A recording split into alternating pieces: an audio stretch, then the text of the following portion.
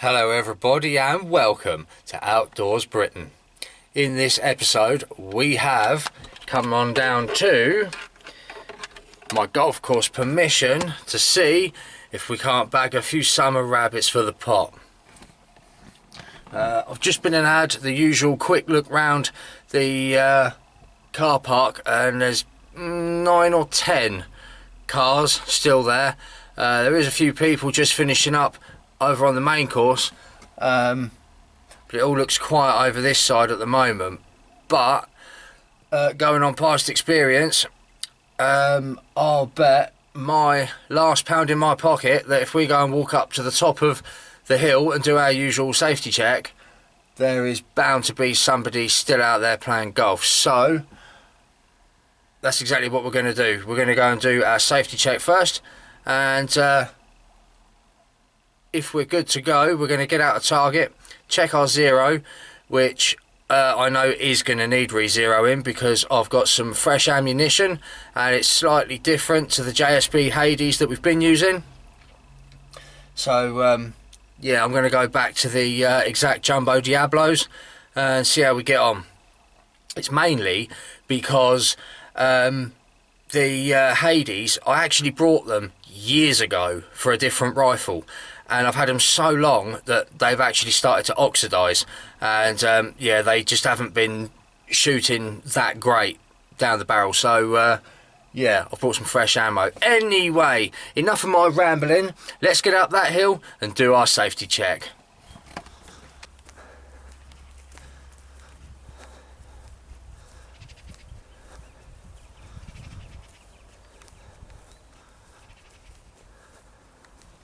Well,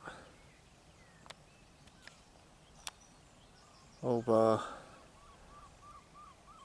a couple of dog walkers.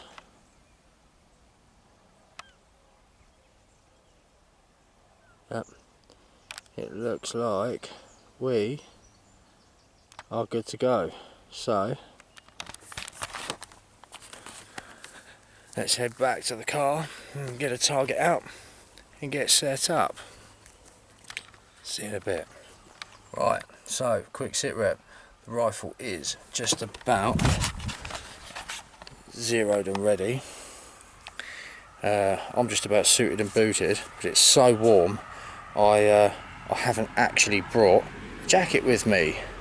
That's partly because I left in a bit of a rush because I was running behind, but it's so bloody warm out here I don't think I'm going to need one. But just while they're there, this is what I have to put up with.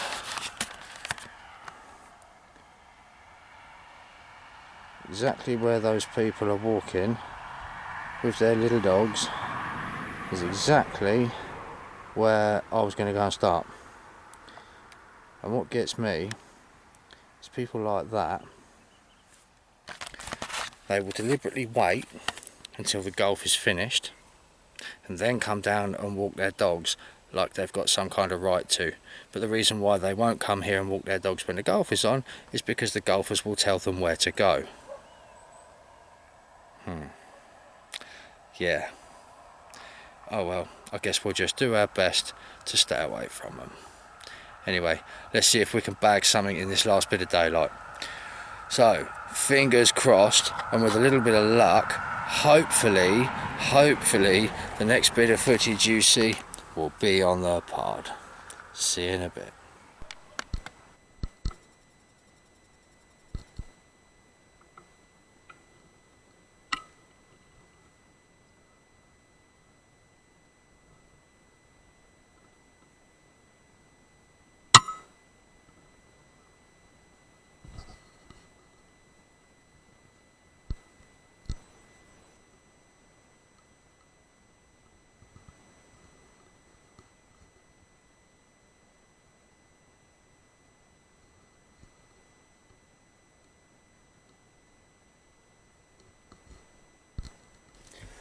Oh, and back to the truck for a nice cold bottle of water. Oh, wow, I am absolutely over the moon to get those two. Oh dear, oh dear. Yeah, bit of a schoolboy error on my part. I didn't press record, did I, when I hit that second one? So, yeah, I only actually got a bit of footage of it doing its little sort of twitch of death after it had been hit.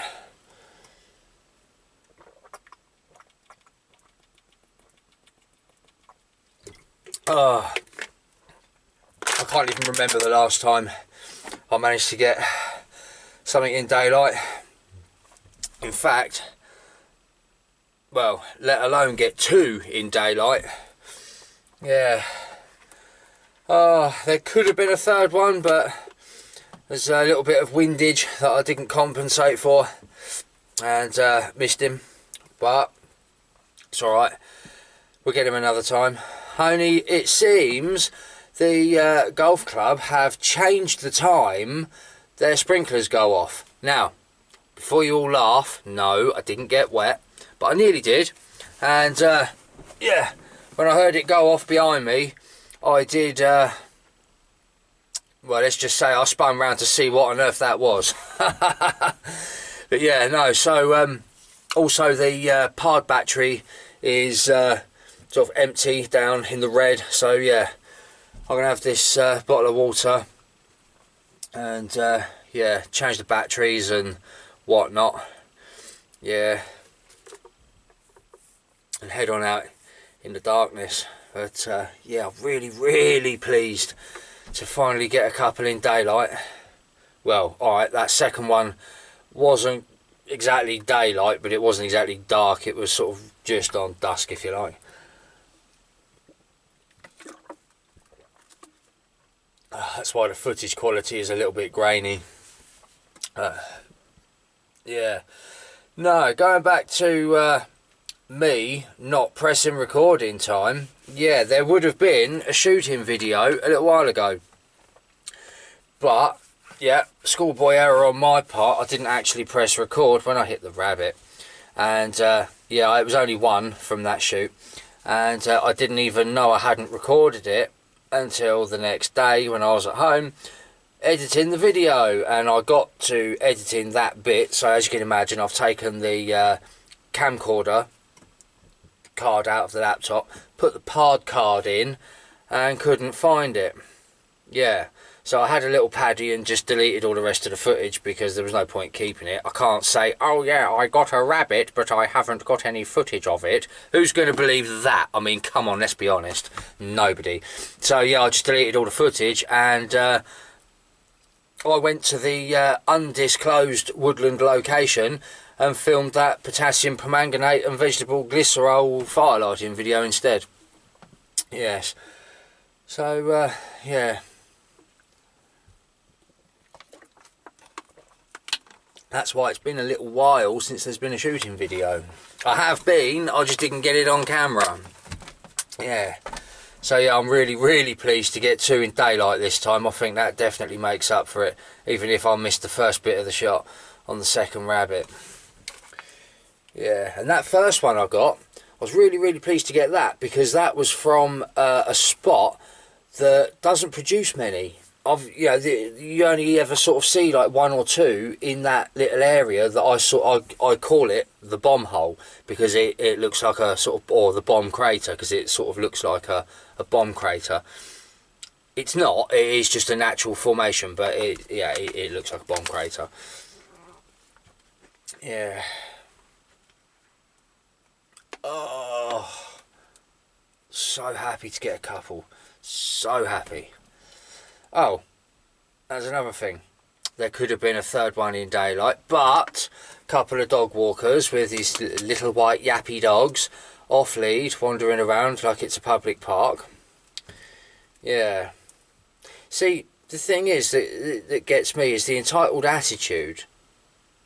Right. Because it's like they won't come and walk round here with their dogs in the daytime, because the golfers will, like I said earlier, the golfers will tell them where to go, right? But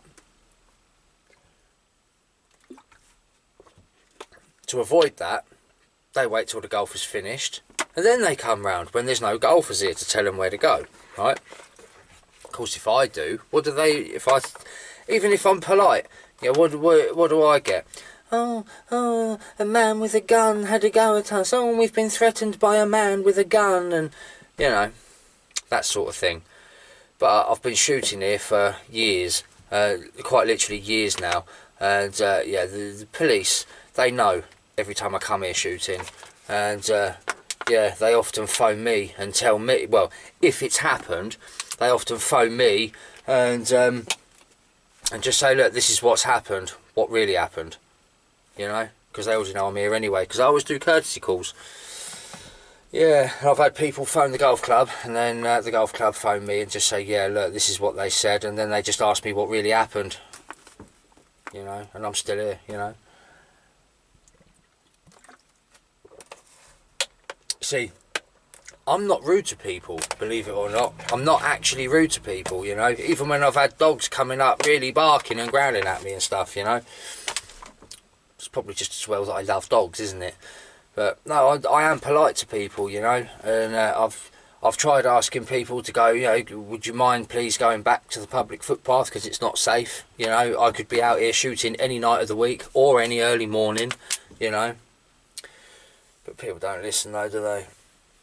Or I think it's people don't like getting caught, where they've been getting away with walking their dogs here in the late evenings for a long time, and then they finally get caught and asked to leave and they don't like it. You know. Anyway, enough of my rambling. I've nearly finished my bottle of water, and when I have, I'm going to put a new battery in the pod and head on back out onto the course. In fact, that was another thing I was going to mention.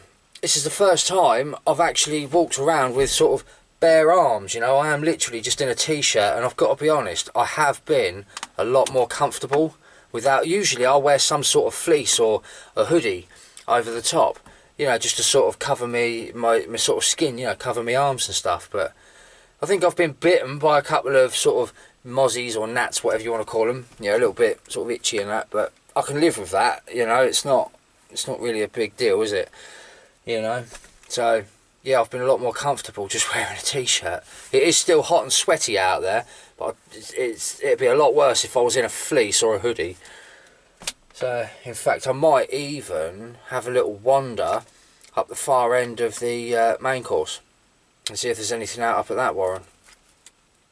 You never know, sometimes it's worth a wander up there.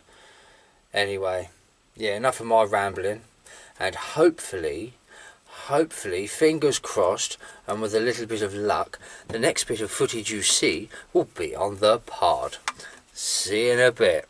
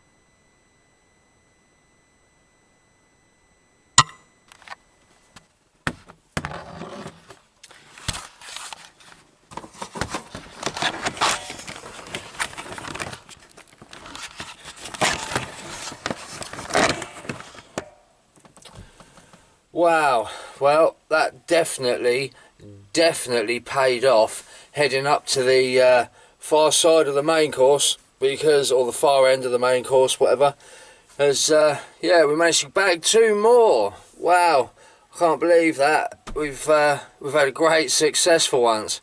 I can't even remember the last time I managed to bag 4 on here. Not for a long time, that's for sure. But yeah, it was a bit of a weird one, really. When I went back out, everything went really quiet, and I couldn't get near anything. You know, it was really sort of, everything just spooked too easily, you know. Like, they have more confidence in daylight, you know. But as for the 2 that we just got up the other end, yeah, I was really pleased to get them. Absolutely over the moon. Yeah, yeah, that first one was 30 yards right on zero. I only just saw his head sticking up over the brow of that little hill. And yeah, and the other one, that was actually a kneeling shot at about, I'm not sure, but I think it was about 40 yards. Anyway, it's just gone 1:30 now, so it's going to take me an hour to drive home, so that'll be 2:30 by the time I actually get home. And there's only 1 bar of battery left on the camera, so enough of my rambling, and yeah, let's get on our way. So I'll see you when I get home. And I'm home. Wow, that was an absolutely epic rabbit shoot. Like I said earlier, I can't even remember the last time I shot that many in a night. That was absolutely brilliant. Really, really pleased.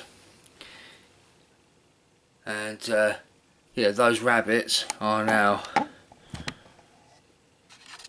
gutted and skinned and awaiting butchering by the beautiful Mrs. Outdoors Britain.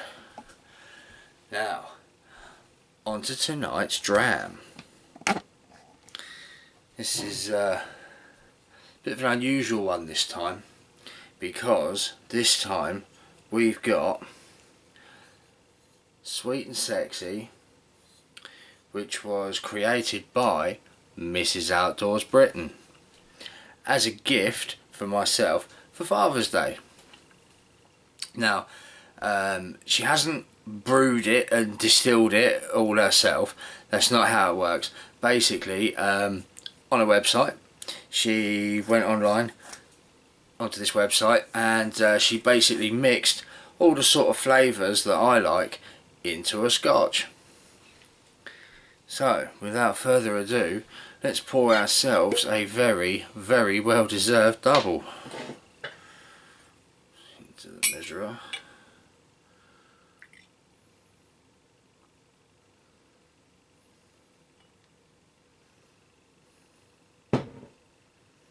Just like that, and into the glass without spilling it.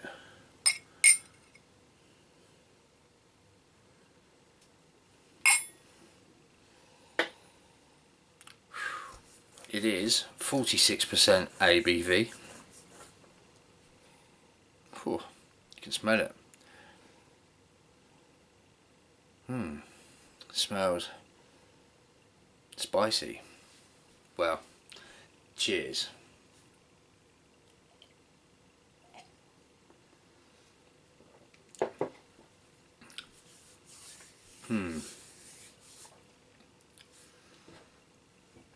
It's yeah, it's very sweet. There's a kind of marshmallow kind of flavour going on in there, and almost a sort of honeyed note. It's also got a bit of spice to it too. I'd say Mrs. Outdoors Britain definitely pulled off a rather nice dram. Thank you very much, Mrs. Outdoors Britain. Oh, and that reminds me, yeah, Toady Tom, happy birthday, mate. I hope you have a really good one. Obviously, it's your birthday now while I'm recording this, but obviously you probably won't see the video until the day that I upload this, which will be the day after your birthday. So, but yeah, happy birthday. Now, I really hope you've enjoyed this video. That is the end. Thank you for watching.